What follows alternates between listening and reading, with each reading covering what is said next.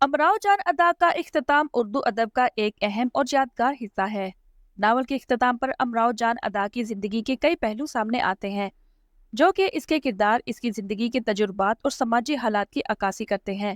Novel کے آخری حصے میں امراؤ جان اپنی زندگی کی کہانی کو ایک بار پھر یاد کرتی ہے اور ماضی کی تلخیوں اور خوشیوں کو اپنی آنکھوں کے سامنے دیکھتی ہے۔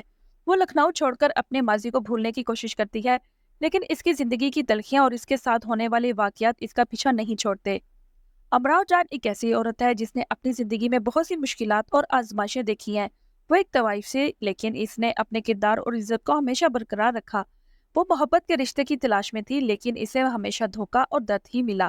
اس کی زندگی میں کئی مرد آئے، لیکن کوئی بھی اس کے ساتھ مخلص نہ تھا۔ آخر میں امراؤ جان اپنے ماضی کو قبول کر لیتی ہے اور اسے احساس ہوتا ہے کہ اس کا ماضی اس کی اصل پہچان ہے۔ وہ جانتی ہے کہ اس کی زندگی کی مشکلات اور آزمائشوں نے اسے مضبوط اور خود مختار بنایا ہے۔ امراؤ جان کا اختتام ایک ایسی عورت کے طور پر ہوتا ہے جو اپنی زندگی کی تلخیوں کو برداشت کرنے کے بعد ایک نئی طاقت کے ساتھ اپنے راستے پر گامزن ہے۔ یہ اختتام اردو ادب میں خواتین کی زندگی کے پیچیدہ اور گہرے مسائل کی عکاسی کرتا ہے اور یہ دکھاتا ہے کہ کس طرح سماج کی پابندیاں اور مشکلات ایک عورت کی زندگی پر اثر انداز ہو سکتی ہیں، لیکن وہ اپنے اندرونی عزم اور ہمت سے ان کا مقابلہ کر سکتی ہے۔ امراؤ جان کے سفر کا اہم ترین پہلو یہ ہے کہ وہ مسلسل اپنی شناخت کی تلاش میں رہتی ہے۔ طوائف ہونے کی وجہ سے اسے معاشرتی تنہائی کا سامنا رہتا ہے۔ چاہے وہ کتنی ہی باصلاحیت، خوبصورت یا قابل ہو، اسے ہمیشہ وہ مقام نہیں ملتا جو وہ حاصل کرنا چاہتی ہے۔ زندگی کے آخری حصے میں اسے یہ ادراک ہوتا ہے کہ معاشرہ کبھی بھی اسے مکمل طور پر قبول نہیں کرے گا۔ اس کے باوجود وہ اپنی شناخت پر فخر محسوس کرتی ہے، کیونکہ اس نے ہر حال بہادری کا سامنا کیا ہے۔ امراؤ جان کو محبت کی تلاش میں ہمیشہ ناکامی کا سامنا کرنا پڑتا ہے۔ اس کی زندگی میں مختلف مرد آئے، جیسے نواب سلطان، جنہوں نے اس کی زندگی پر گہرے اثرات ڈالے، لیکن محبت کے معاملے میں ہمیشہ ناکامی اور دھوکہ ملا۔ محبت کا یہ دکھ امراؤ جان کو مزید مضبوط بناتا ہے، لیکن ساتھ ہی وہ اس حقیقت کو تسلیم کرتی ہے کہ ایک طوائف کے لیے محبت اور عزت کا خواب کبھی حقیقت نہیں بن سکتا۔ ناول کے اختتام پر امراؤ جان اپنی زندگی کے ماضی کو یاد کرتی ہے اور اس نتیجے پر پہنچتی ہے کہ وہ اپنی تمام تر مشکلات اور تلخیوں کے باوجود زندہ ہے، اور یہی اس کی اصل فتح ہے۔ ماضی کا بوجھ اسے ہمیشہ اپنی طرف کھینچتا رہا، لیکن وہ اسے قبول کر لیتی ہے اور سمجھتی ہے کہ اس کا ماضی ہی اس کی زندگی اور اس کی اصل پہچان ہے۔ امراؤ جان نے ہمیشہ خود کو ایک آزاد عورت کے طور پر پیش کیا، اگرچہ اس کا پیشہ اسے معاشرتی زنجیروں میں جکڑتا ہے، لیکن اس نے ہمیشہ اپنی آزادی اور خود مختاری کی جنگ لڑی۔ وہ اپنی مرضی سے فیصلے کرتی ہے، چاہے وہ فیصلے اسے مزید مشکلات میں ہی کیوں نہ ڈال دیں۔ ناول کے اختتام میں یہ پیغام ملتا ہے کہ اگرچہ اس نے محبت اور عزت کو کھو دیا، لیکن اس نے اپنی خودی کو برقرار رکھا۔ ناول کے اختتام میں تقدیر کا عنصر یہ بھی نمایاں نظر آتا ہے کہ امراؤ جان کو یہ سمجھ آ جاتی ہے کہ زندگی میں بہت سی چیزیں ہماری مرضی کے مطابق نہیں ہوتی اور کچھ چیزیں ہمیں قبول کرنی پڑتی ہیں، چاہے وہ کتنی ہی تکلیف دہ کیوں نہ ہو۔ امراؤ جان کا یہ فلسفہ زندگی کے بارے میں اس کی پختگی اور تجربے کو ظاہر کرتا ہے۔ اس کہانی کے آخر میں ہمیں تھوڑی سی محبت کی بات بھی کر لینی چاہیے کہ کس طرح سے نواب سلطان نے امراؤ جان کو اپنی محبت کا یقین دلاتے ہوئے اسے چھپ کے نکاح کر لیا تھا اور پھر اسے اچھی زندگی کے خواب دکھائے، اور امراؤ جان نے بھی اس کی محبت میں آ کر سب کچھ قربان کر دینے کا فیصلہ کر لیا تھا اور ایک نئی زندگی کے خواب دیکھے تھے نواب سلطان کے ساتھ۔ وہ ایک دوسرے کے ساتھ ہنسی خوشی زندگی گزار رہے تھے، لیکن جب نواب سلطان کے گھر والوں کو پتہ چلا کہ ان کا آنا جانا ایک کوٹھے پر تھا اور وہیں سے ہی کسی عورت سے انہوں نے شادی کی ہے، تو یہ چیز نواب سلطان کے گھر والوں کو بالکل بھی قابل قبول نہیں تھی۔ وہ نواب سلطان سے رابطہ کرنے کی کوشش کرتے ہیں، مگر نواب سلطان کہیں بھی ان کو نہیں ملتے، تو نواب سلطان کے والد انہیں ڈھونڈنے کی پوری کوشش کرتے ہیں اور بندوں کو پیچھے لگا دیتے ہیں کہ کہیں نہ کہیں سے نواب سلطان کو ڈھونڈو تاکہ ہمیں پتہ چل سکے کہ اصل معاشرہ کیا ہے۔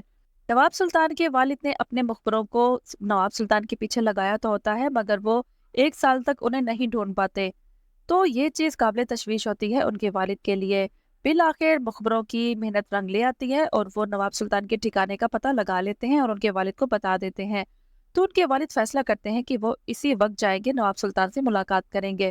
تو وہ پہنچ جاتے ہیں نواب سلطان کے ٹھکانے پر، تو وہ ان سے ملاقات کرتے ہیں، تو وہاں پر دیکھا جاتا ہے کہ نواب سلطان کا ایک چاند سا بیٹا بھی ہے جو کہ امراؤ جان کے وطن سے پیدا ہوا تھا۔ یہ بات دیکھ کر تو نواب سلطان کے والد بہت زیادہ خوش ہوتے ہیں، मगर जब उन्हें इस बात का पता चलता है कि वो एक तवाइफ साथी है और एक वो कोठे से लाई गई है, तो इस बात का बहुत ज्यादा गुस्सा आता है नवाब सुल्तान के वालिद को। तो वो नवाब सुल्तान को समझाते हैं कि देखो बेटा, हमारी खानदानी रीत रिवाज है, हमारा एक नाम है, हमारी एक इज्जत है। तुम हमारी इज्जत को इस तरह से पामाल नहीं कर सकते एक तवाइफ के हाथों। और इसके पतन से जन्म लेने वाला ये बच्चा हमें कबूल है, मगर ये औरत हमें किसी सूरत कबूल नहीं। मगर नवाब सुल्तान अपने वालिद की बात को डिनाई कर देते हैं और कह देते हैं कि अमराव जान अब इस वक्त मेरी इज्जत है और मेरे बच्चे की माँ है, मैं इसको किसी सूरत में नहीं छोड़ सकता। मगर क्या होता है कि नवाब सुल्तान के वालिद उस वक्त तो वहां से चले जाते हैं। फिर वो एक प्लानिंग करते हैं कि मुझे क्या किया जाए। बिल आखिर काफी सोच विचार करने के बाद नवाब सुल्तान के वालिद को एक आइडिया आता है और वो ये सोचते हैं कि अगर नवाब सुल्तान को अमराव जान के खिलाफ कर दिया जाए तो ये हरबा काम आ सकता है। तो फिर वो एक प्लानिंग करते हैं और पहुंच जाते हैं दोबारा नवाब सुल्तान के घर और उन्हें कहते हैं कि देखो बेटा, मुझे तुम्हारी बीवी कबूल है और मुझे सब कुछ कबूल है जो तुम्हारा फैसला है, मगर मैं ये चाहता हूँ कि तुम्हारी माँ को भी इस चीज के लिए राजी करना होगा।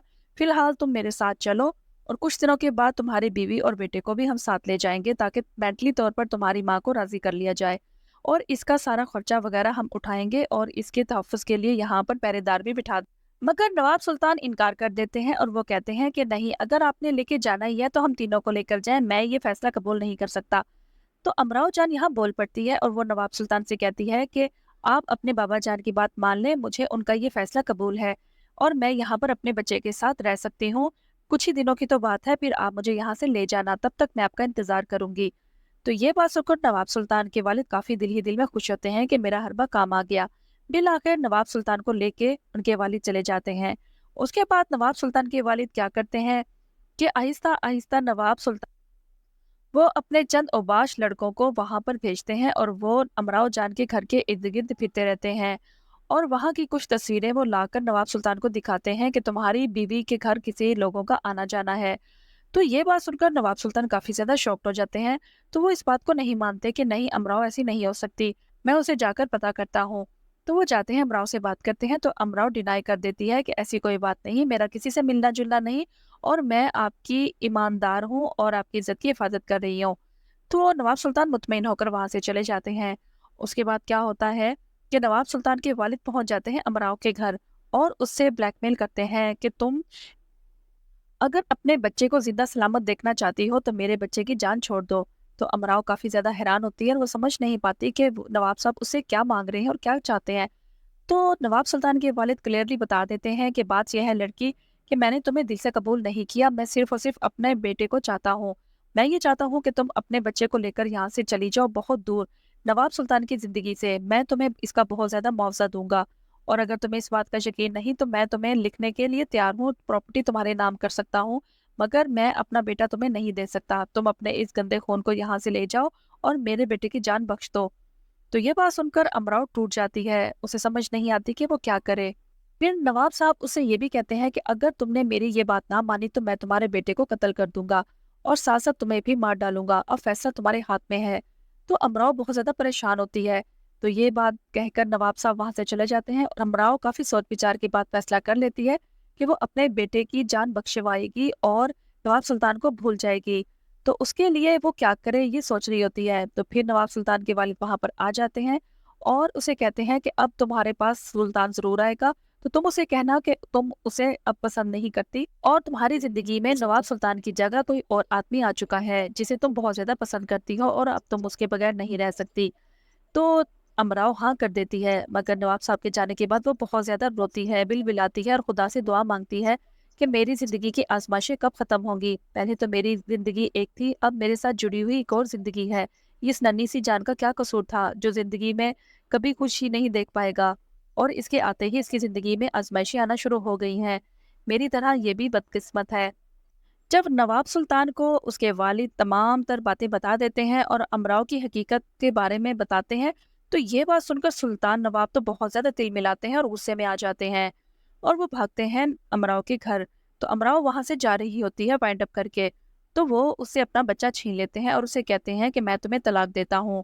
वो उसे 3 बार तलाक देकर फारिग कर देते हैं और उसे कहते हैं कि ये लो, ये बहुत बड़ी रकम है, तुम्हारी जिंदगी में तुम्हारी काम आएगी। तुम एक तवाइफ थी और तवाइफ ही रहोगी, मुझे तुमसे कोई ताल्लुक नहीं रखना, तुम जा सकती हो। तो अमराव की आंखों में सिवाय आंसू के कुछ भी नहीं होता। आज वो एक बार फिर लुट गई, बर्बाद हो गई। अब उसके पास कुछ भी नहीं रहा था, वो बिल्कुल अकेली पड़ गई। तो फिर वो फैजाबाद की तरफ रुख करती है और पहुंच जाती है फैजाबाद। यहाँ पर उसको ये फायदा होता है कि उसे कोई नहीं पहचानता। वो अपनी एक नई पहचान के साथ यहाँ पर एक मदरसे में नौकरी कर लेती है और बच्चियों को दीनी तालीम देने की नौकरी हासिल कर लेती है। और वो लोगों के घरों में मिलाद वगैरह भी पढ़ाती है।